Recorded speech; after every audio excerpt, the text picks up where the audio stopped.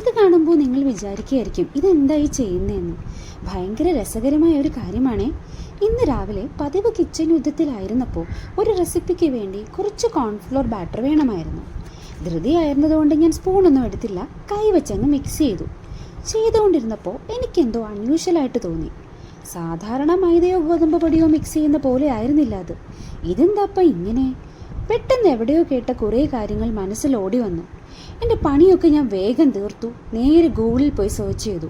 പിന്നെ ഒന്നും നോക്കിയില്ല, ഓടിപ്പോയി ഒരു ബൗൾ എടുത്തു, കുറച്ച് കോൺഫ്ലോർ ഇട്ടു, വെള്ളം ഒഴിച്ചു. രാവിലത്തെ പോലെ തന്നെ ഒരു ബാറ്റർ ഉണ്ടാക്കാൻ നോക്കി. പക്ഷേ ഇത്തവണ എനിക്ക് കുറച്ചുകൂടി തിക്കായിട്ടുള്ള ഒരു ബാറ്റർ ആയിരുന്നു വേണ്ടത്.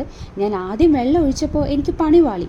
അതൊരു തിൻ ബാറ്ററായിപ്പോയി. പിന്നെ ഞാൻ കുറച്ചുകൂടി അതിനകത്തോട്ട് കോൺഫ്ലോർ ഇട്ടു, അതിൻ്റെ കൺസിസ്റ്റൻസി റെഡിയാക്കി. എൻ്റെ പൊന്നെ, ഒരു രക്ഷയില്ലായിരുന്നു കേട്ടോ. കയ്യിലെടുക്കാൻ നോക്കുമ്പോൾ ഓക്കെയാണ്, എന്തോ കയ്യിൽ കിട്ടുന്നുണ്ട്. പക്ഷേ എടുത്തു കഴിഞ്ഞാലോ അത് ഫ്ലൂയിഡായിട്ട് അങ്ങ് പോവുകയാണ്. ഞാൻ കുറേ നേരം ഇത് വെച്ച് കളിയായിരുന്നു. സമയം പോണതേ അറിയില്ല കേട്ടോ. ഭയങ്കര സ്ട്രെസ് റിലീവറാണ് ഇത്. ശരിക്കും സയൻസ് ആടോ. സയൻറ്റിഫിക്കലി നമുക്കിതിനൊരു നോൺ ന്യൂട്ടോണിയൻ ഫ്ലൂയിഡ് എന്ന് വിളിക്കാം.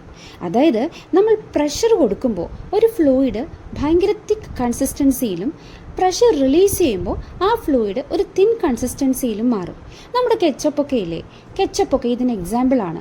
ഇവിടെ നമ്മൾ യൂസ് ചെയ്യുന്നത് കോൺസ്റ്റാർച്ചും വാട്ടറും ആയതുകൊണ്ട് ഇതിൻ്റെ പേര് ഊബ്ലക്ക് എന്നാണ്. ഇനി ഒന്നും നോക്കാനില്ല. വീട്ടിൽ കോൺസ്റ്റാർച്ച് ഉണ്ടോ? ഓടിപ്പോയി ഇരുന്ന് ചെയ്ത് നോക്കിയേ, നിങ്ങൾക്ക് എന്തായാലും ഇഷ്ടപ്പെടും. സമയം പോണതേ അറിയില്ല.